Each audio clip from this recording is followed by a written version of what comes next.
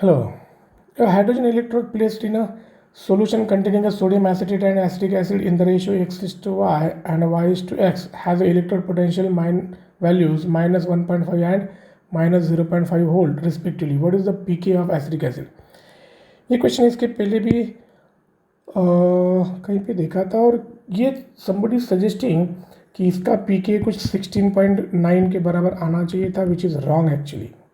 क्यों रॉन्ग हो जाता है? जनरली आप वो रिलेशन यूज़ करते हो p K a is equal to minus E one plus E two divided by 2 into 0.059, इस तरह से यूज़ करते हैं पी के फाइंड आउट करने के लिए. तो ये जो अगर डायरेक्ट रिलेशन यूज़ करेंगे तो ये गलत हो जाता है. ये क्यों गलत होता है वो भी समझ लो. Let us consider little separately करके देखते हैं कि आपके पास हाइड्रोजन इलेक्ट्रोड पोटेंशियल जो दिया जाता है, electrode potential of hydrogen twice of H plus H2, this is given minus of 0.059, calculation के लिए 1 नहीं लेंगे, इनटू pH. ये दिया गया है 298 केल्विन पर. अगर मैंने सिर्फ शुरू का इतना ही पार्ट कंसिडर किया कि अगर वोल्टेज 1.5 है और ये 0.059 pH है, इसके हिसाब से मैंने सिर्फ अगर pH कैलकुलेट करना चाहा तो वो कितना होगा 1.5 डिवाइडेड बाय 0.059 और ये ऑन कैलकुलेशन वैल्यू आएगी 25.4, जो कि गलत होगी कि 298 केल्विन पे अपना स्केल कहाँ तक जाता है 14 तक. और ये आपका जो सोल्यूशन है वो एसिडिक बफर बनने वाला है और इसका pH कितना दिखाई दे रहा है 25.4. So therefore it is going to be a wrong.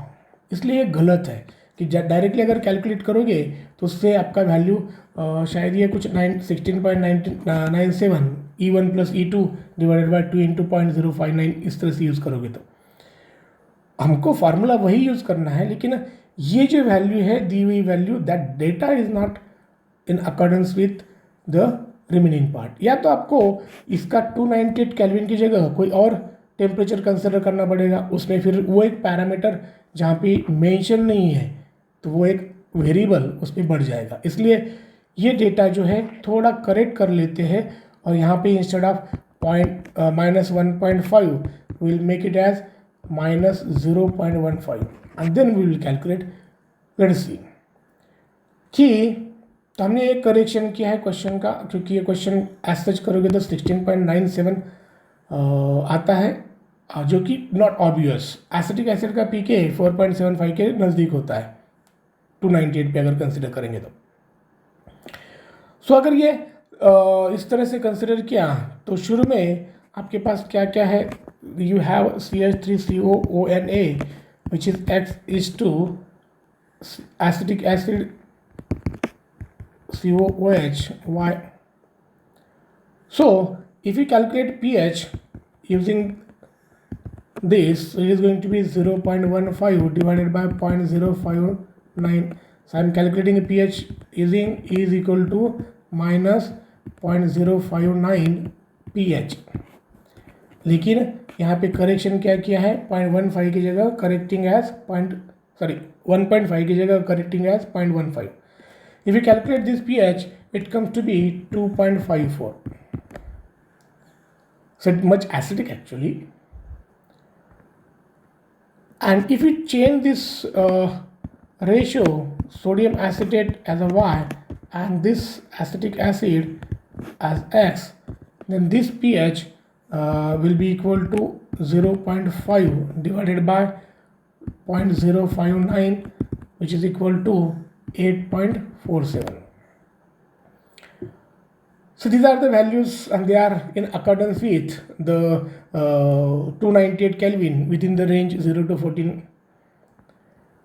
Let us see कि ये जो पार्ट है इसको pH1 इसको कंसिडर करेंगे. pH1 इसको 1 कहेंगे, इसको 2 कहेंगे. तो it is a combination of it is a combination of salt and weak acid, a buffer. So pH1 is going to be pKa plus log of x by y.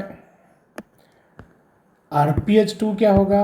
pH2 होगा pKa plus log of y by x. So let's rearrange this one. So log of x by y is going to be ph1 minus pk. Yeah, log of y by x is going to be pka minus ph1. Put this value in this equation. ये हो जाएगा आपका ph2 pka plus pka minus ph1, या 2 pka will be equal to ph2 plus ph1.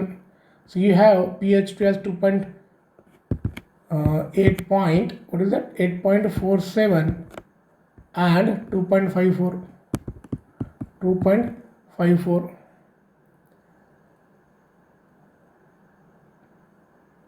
ph2, and this is price of pka. On solving this, it comes to be, ये आता है आपका लगभग 11.01 प्राइस ऑफ पीके. सब पीके कितना आएगा, ये आएगा उसका हाफ मतलब ये आएगा लगभग 5.5. So which is close to generally what we have for acetic acid. pK is 4.75.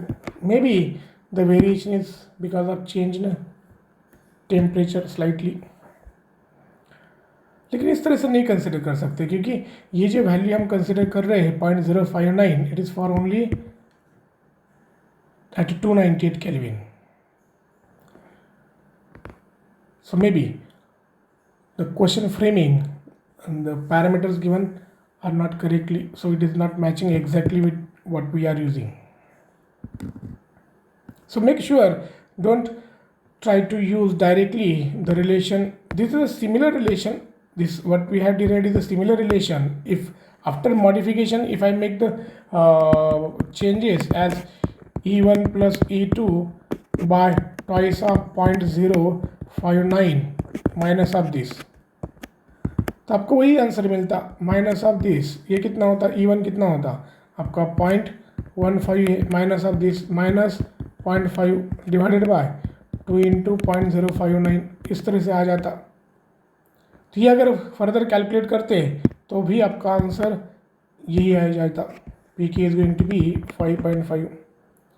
तो as said for simplicity consider करने के बजाय इसको थोड़ा इलेबरेट किया है कि पीएच कैलकुलेट करने पे वो वैलिड होता है या नहीं होता है.